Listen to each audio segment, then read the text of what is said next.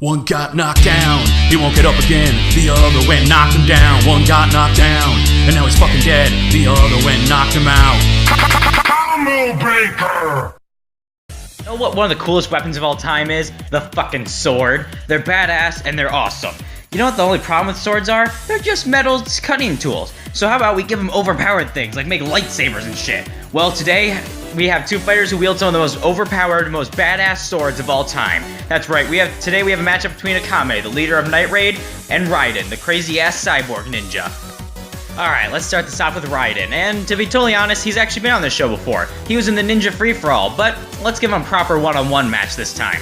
So let's get right into his abilities. Raiden can turn invisible and manipulate lightning to some extent. He also has battlefield radar that allows him to pretty much scan the area and figure out things about his opponent and the arena.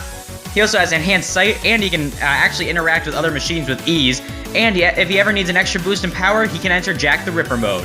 Now, Raiden typically carries the most overpowered sword in fictional history. It's referred to as the High Frequency Blade, which pretty much weakens the bonds of anything it slashes through, and really, honestly, it's ridiculous. And if he goes into Blade mode, it becomes even more precise with its slashes.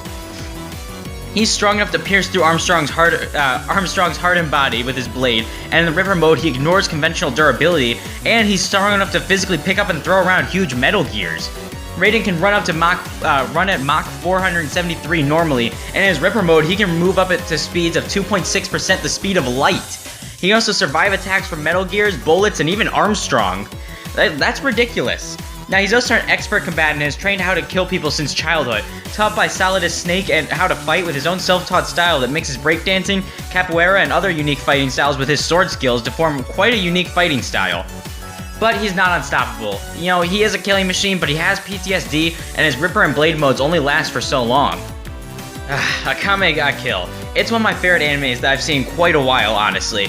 But since we've already covered my favorite of the assassin team, Leone, let's go ahead and give their leader, Akame, a chance to fight. So Akame actually only has one true power, and that's a very high resistance to a lot of poisons. But let's get right into her weapon, where she gets most of her powers from. She wields an overpowered as hell sword called the Merisame. It's pretty much a one-shot kill sword. Basically, if it cuts the skin and can get the curse into its opponent's bloodstream, it stops the heart and kills the foe with a curse. Although, with this also leads a huge weakness. If she cuts herself the blade, she's also done for, but she also gets her best ability. See, almost every Akame ga Kill character has what's called a trump card, and hers is a transformation called something that I can't pronounce. It's like Ena Duzuno or something like that.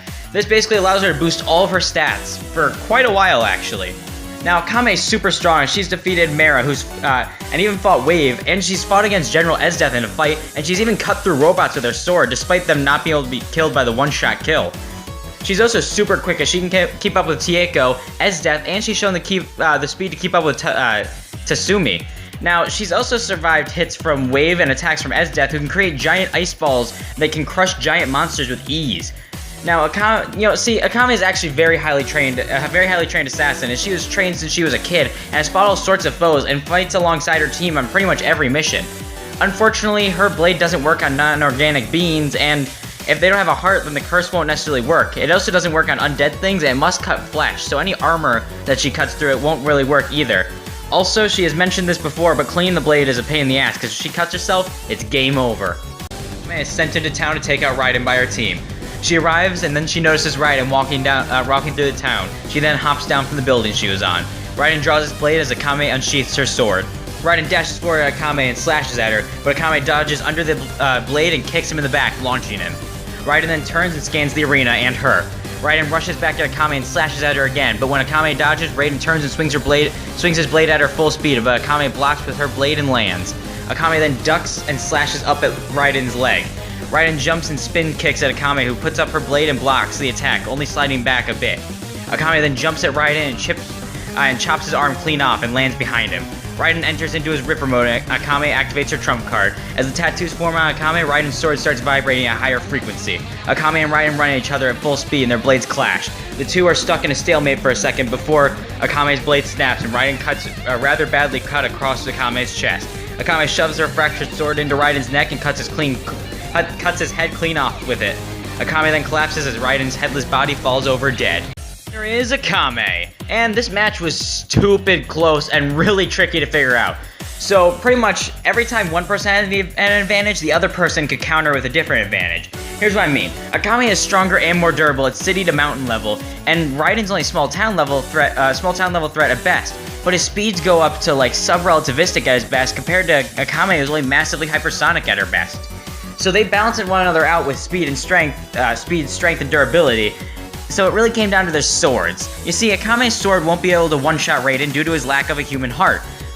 But we've seen her cut cleanly through robots and cyborgs before, so she should be able to cut through Raiden without much trouble, especially since she holds a strength and durability category.